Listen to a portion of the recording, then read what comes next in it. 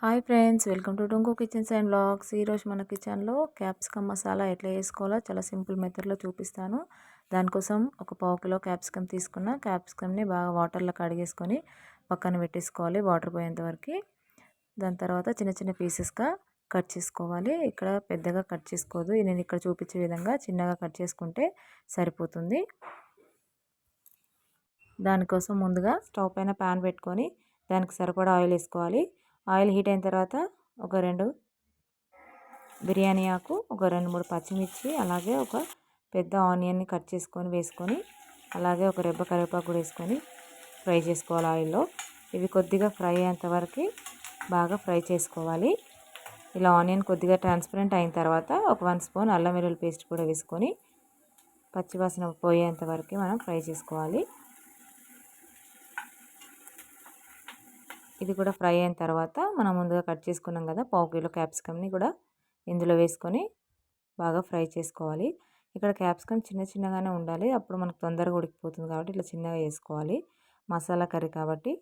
అట్లనే ఒక 1 స్పూన్ పసుపు కూడా వేసుకొని బాగా ఫ్రై చేసుకోవాలి. ఇక్కడ ఇందులో కొద్దిగా సాల్ట్ వేసుకుంటే మనకు తొందరగా మగ్గిపోతుంది, అంటే తొందరగా ఉడుకుతుంది కాబట్టి ఈ స్టేజ్లో కొంచెం సాల్ట్ వేసుకొని, సరిపడా వేయకూడదు, కొంచెమే వేసుకొని మూత పెట్టి ఉడికించుకోవాలి మధ్య మధ్యలో కలుపుకుంటూ.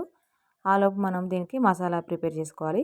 అది ఎట్లా చేసుకోవాలంటే ఇక్కడ ఒక 1/2 కప్పు పెరుగు, ఒక 2 స్పూన్ల నువ్వులు, అలాగే 1/2 స్పూన్ మెంతులు, ఇవన్నీ ఫ్రై చేసుకోవాలి. అట్లనే కొద్దిగా చింతపండు కూడా నానబెట్టుకొని పక్కన పెట్టుకోవాలి. ఈ కర్రీకి ఇదే చాలా టేస్ట్ అనమాట ఈ మసాలాతోనే.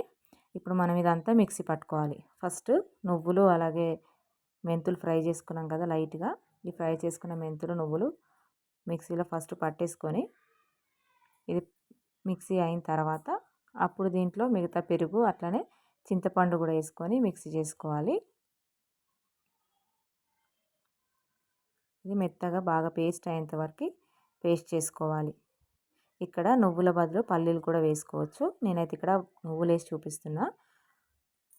చూసారు కదా, ఇక్కడ క్యాప్సికమ్ కూడా మనకు ఆల్మోస్ట్ కొంచెం సగం ఉడికిపోయింది. ఇప్పుడు ఇందులోనే మనం కారం వేసుకోవాలి. ఇది ఆల్రెడీ క్యాప్సికమ్ కొద్దిగా కారం ఉంటుంది, మనం పచ్చిమిర్చి కూడా వేసుకున్నాం కాబట్టి కారం అనేది చూసి వేసుకోవాలి. దీనికి సరిపడేంత ఒక స్పూన్ కారం వేసుకున్న, అలాగే సాల్ట్ కూడా వేసేసుకున్న, ఇక్కడే మొత్తం వేసేసుకోవాలి కర్రీకి సరిపడా సాల్ట్. ఇప్పుడు ఇందులో మనం ముందుగా పేస్ట్ చేసుకున్నాం కదా నువ్వులు, పెరుగు, చింతపండు పేస్ట్ కూడా వేసుకొని కొద్దిగా వాటర్ యాడ్ చేసుకొని బాగా మిక్స్ చేసుకోవాలి. ఇదంతా మనకి కారం అట్లనే చింతపండు పెరుగు వేసాం కదా, ఇదంతా మగ్గాలి కాబట్టి మూత పెట్టి మధ్య మధ్యలో కలుపుకుంటూ మాడకుండా మూత తీస్తూ పెడుతూ ఇదంతా ఆయిల్ అంతా పైకి వచ్చేంత వరకు ఉడికించుకోవాలి. లేదంటే మనకు కొంచెం పచ్చి పచ్చి స్మెల్ లాగా వస్తుంది కాబట్టి ఒకవేళ దగ్గర పడినట్టు అనిపిస్తే కొద్దిగా వాటర్ యాడ్ చేసుకొని కూడా మిక్స్ చేసుకోవాలి. మనం ముందు వాటర్ ఏం యాడ్ చేయలేదు కాబట్టి మనకు గ్రేవీ కావాలి కదా, సో అందుకని వాటర్ అనేది యాడ్ చేసుకోవాలి. ఇలా కొంచెం ఉడికిన తర్వాత ఇందులోనే ధనియాల పొడి, కొద్దిగా గరం మసాలా కూడా వేసుకొని మూత పెట్టి ఉడికించుకోవాలి. ఇది బాగా దగ్గర పడిన తర్వాత స్టవ్ ఆఫ్ చేసుకోవడమే.